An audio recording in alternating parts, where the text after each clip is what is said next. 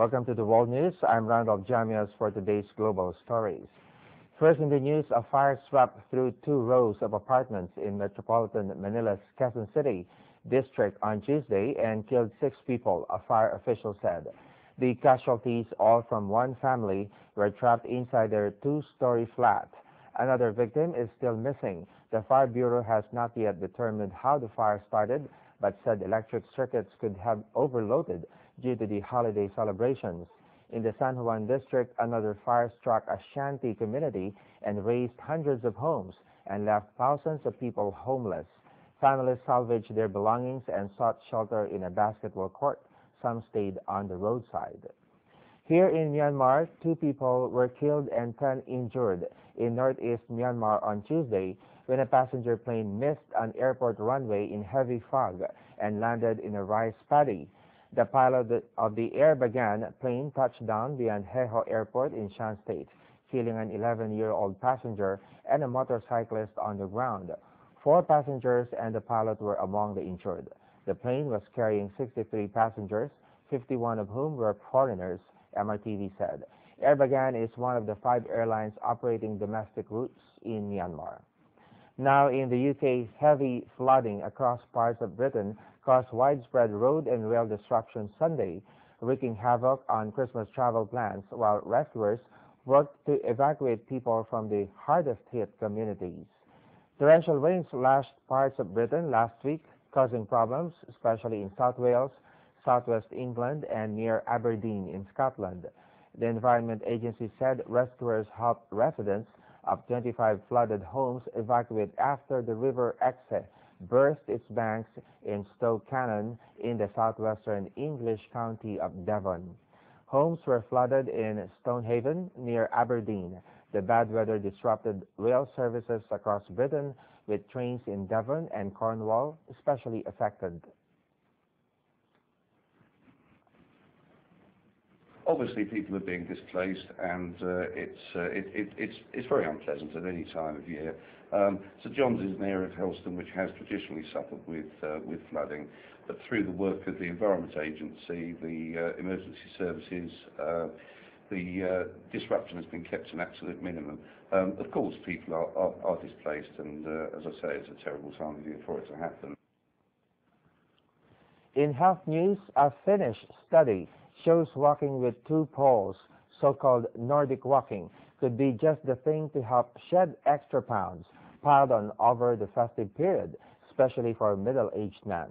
Joel Flynn with the full report. Christmas time, and in markets and homes, many are tucking into a nice bit of festive fare. The season's cost is often as heavy on waistlines as it is on wallets. But forget the guilty gym trip in January. Now 'tis a season for Nordic walking. The sport could be just the thing to help you shed that Christmas weight. That's according to Finnish scientists who conducted a study looking into the sport. The researchers also found that Nordic walking could help people at risk of type 2 diabetes. They say it's even more effective than resistance training.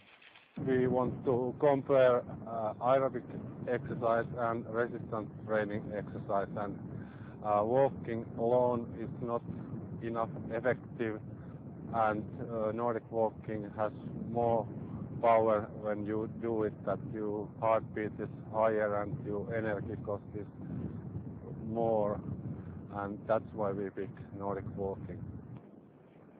That was Mike Venajavi, who helped work on the study. He says even just a couple of hours a week could see tangible health benefits.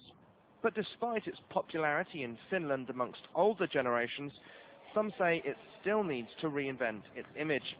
Jana Kankaan-Serja works at a sports shop in Helsinki. It's not so much like it was 2 years ago or 3 years ago, but it's still very famous sport in Finland, I think.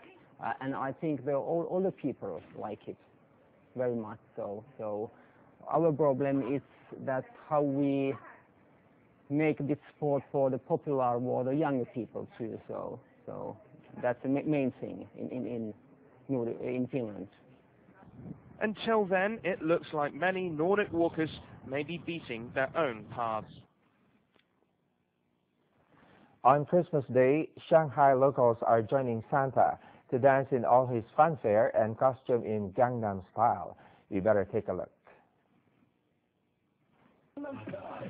On Christmas Eve, hundreds in Shanghai joined a dancing Santa Claus for a very Gangnam-style Christmas. Participants in the dance, which seemed to draw both a local and international crowd, performed the viral dance moves made famous by South Korean pop star Psy. The dance number was part of a holiday celebration, including a Christmas parade, a rather rare sight in China. Since its debut, Psy's Gangnam Style has become a worldwide pop culture phenomenon, inspiring mass parodies and even dance sessions. It also passed the 1 billion hits mark on YouTube. Still in China, this time in northeastern Jilin province. Winter fishing season in Shagan Lake enters its second day. Some local fishermen have already caught nearly 100,000 kilograms of fish. Here's more. Tuesday, the four fishing teams continue to approach the center of the lake, expecting to reel in more and bigger fish. A large 2,000-meter-long net has been cast under the ice, and it will stay for more than 2 hours before being hauled back. The head fisherman says the single net yield this year is expected to be higher than last year. Winter fishing on the Chagan Lake in Jilin dates back more than 10,000 years. In 2005, a Guinness World Record was set at the lake when a single net yielded 10,500 kilograms of fish. The record was broken with a 168,000 kilogram haul in 2008. Still on Christmas, Santa, with some spare time on his hands, pauses his delivery of Christmas presents to water ski near Washington.